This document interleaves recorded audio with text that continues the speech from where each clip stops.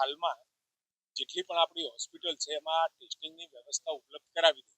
એ આપણી પ્રાથમિક પ્રાયોરિટી છે. ના એના માટે કોઈ ટેસ્ટ કરાવવાની જરૂર નથી, પણ જ્યાં આગળ સામાન્ય શરદી, તાવ, ઉધરસ, ગળામાં દુખાવો વગેરે વગેરે જે સામાન્ય કોલ્ડ ફ્લૂના જે લક્ષણો હોય એ પ્રકારનું લક્ષણ હોય છે, અને છેલ્લા તબક્કામાં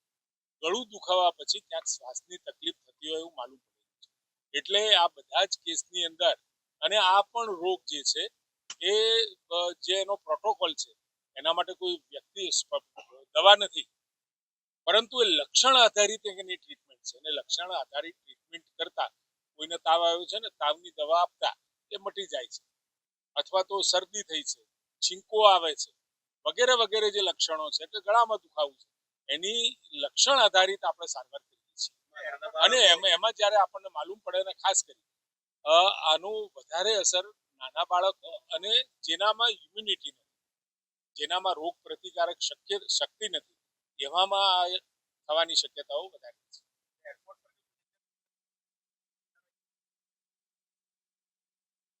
હવે એમાં કેન્દ્ર સરકાર તરફથી મેં પહેલા પણ કહ્યું કે આપણી વૈજ્ઞાનિક સંસ્થાઓ કેન્દ્ર લેવલે ખૂબ જ એક્ટિવ હોય છે, અને એના તરફથી બિલકુલ જ્યારે પણ કંઈ પણ નાનું મોટું લાગે એ વખતે એ લોકો આ વાત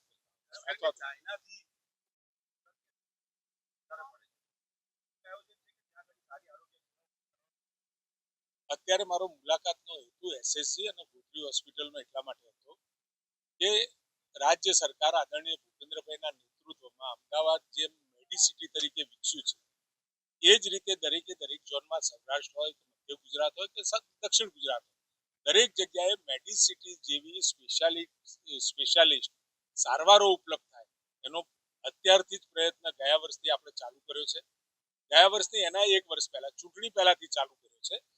હવે લગભગ 5-7-8 વર્ષની અંદર આખા લાંબા ગાળાનું આયોજન છે, જેથી કરી અમદાવાદમાં જે સુવિધાઓને સારવાર મળી રહી છે મેડિસિટી સ્વપ્નું આદરણીય નરેન્દ્રભાઈનું હતું, એને આગળ વધારતા આપણે ઝોન વાઇઝ જવાનું છે, ને લગભગ 700 કરોડના કામ આપણે વડોદરામાં કરી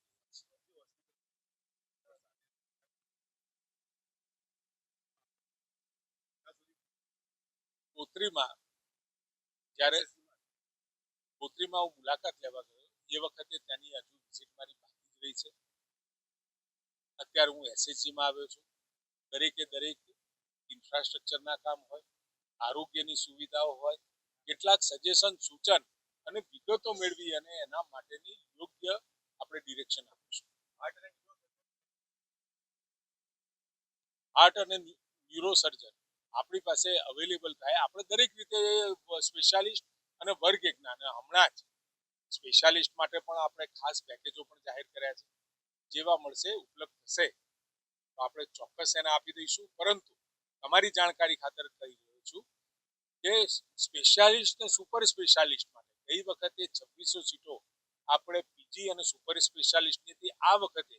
વધારાના 1000 પીજી અને સુપર સ્પેશિયાલિસ્ટ આપણે એનઓસી રાજ્ય સરકારે આપી છે. એટલે હવે એ પણ એક્શન અને 5 વર્ષીય આયોજન કર્યું છે, જેથી કરી આવતા સમયમાં જ્યાં આગળ વર્ગ એકના ડોક્ટરો અથવા તો સુપર સ્પેશિયાલિટી ડોક્ટરો મૂકવાની જરૂર પડે એ ડોક્ટરો વધે, કારણ કે આવતા સમયમાં આપણી પાસે જે ગ્રેજ્યુએશન, અંડર ગ્રેજ્યુએશન એટલે એમબીબીએસ ડોક્ટરોની સંખ્યા પૂરતા પ્રમાણમાં થઈ જવા રહી છે. અત્યારે 7050 અને 100 સીટ બીજી એટલે 7150 સીટ છે, અને આવતા સમયમાં બીજી 10 મેડિકલ કોલેજોને આપણે મંજૂરી આપી રહ્યા છીએ.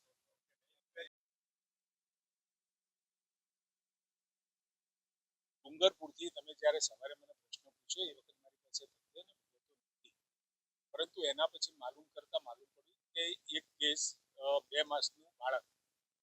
ડુંગરપુરથી સારવાર અર્થે અહીંયા ગુજરાતમાં આવ્યું હતું, અને વધુ સારવાર માટે અમદાવાદ ખાતે ખસેડ્યું છે, અને એમાં ડિટેક્ટ થયું.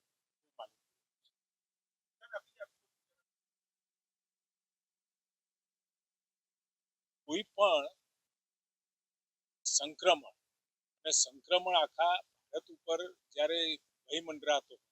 એવા સંજોગોમાં હું એ સંદર્ભમાં વાત કરું છું, કોવિડ સમયની વાત કરું છું. એવા સમયે કેન્દ્ર સરકાર હરકતમાં આવી જતી હોય છે. આદરણીય પ્રધાનમંત્રી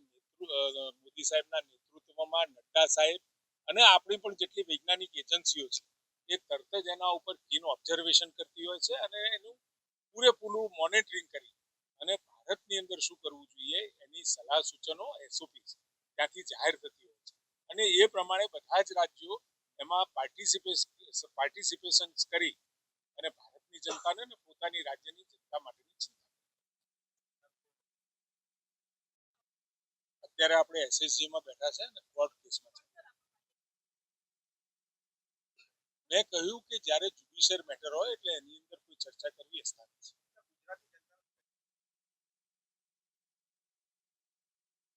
આમાં એશ્યોરન્સ આપવાનું જ ના હોય એક્શનમાં આમાં એશ્યોરન્સ ના હોય જ્યારે પણ જરૂર પડે ત્યારે એક્શનમાં આવવું એ ગુજરાત સરકારે ભૂતકાળમાં પણ કરેલું છે ચાહે વાવાઝોડું હોય કે કોવિડ કાળ હોય